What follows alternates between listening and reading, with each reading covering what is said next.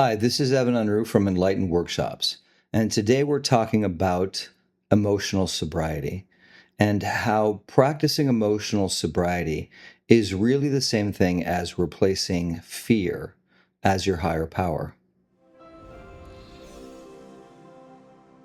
So, this is a bit of a 12-step conversation for those of you who are finding this and you're not in a 12-step fellowship. I don't know if it'll make sense. It might. But certainly, this notion of replacing fear as your guiding light is an important concept, regardless of whether you're in a 12-step program or not. But for those of you who are in a 12-step program and who are practicing a program and trying to turn your will and your lives over to a power greater than yourselves, I know a lot of people trying to do that. And I also know a lot of people who, despite that, still listen to the voice of fear in the guise of practicality or common sense or all these other things. And the reason I say that that's really their higher power is because, by my definition, a higher power is whatever you're taking your cues from, whatever you're listening to, and that is directing the course of your life. And I see a lot of people in program, out of program, where the voice of fear seems to make sense. It says there's an urgency to it, there's a panic in it, and yet they still think it's credible because it sounds good and it sounds right.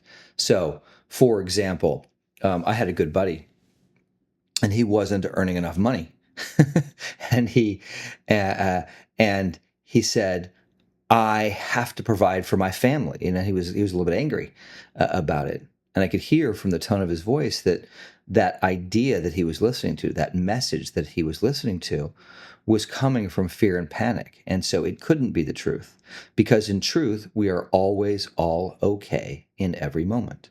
That's the truth. And we have minds that tell us the opposite. And when we believe our minds that tell us the opposite, we have these strong emotional reactions: fear, anger, rage. And so emotional sobriety is really about learning how not to believe your mind and how to heal those wounded reactions, those fear reactions, um, the hopelessness, the sadness, the rage, all of these things. Um, they're sort of built in and baked in on this level of trauma. And so we have a mind that's activating trauma, and this is the 1-2 punch of these mental diseases that we have.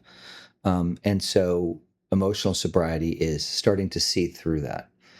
This weekend, we're offering our Emotional Sobriety 3 workshop. So it's the third chapter in it for those of you who wanted more and wanted to see how to apply this more deeply to your life. And for those of you who haven't done parts 1 and 2, it's not too late. We have those recorded, and you can do those. You can do that as a workshop before the Emotional Sobriety 3. So the links to that workshop and getting access to that are down below.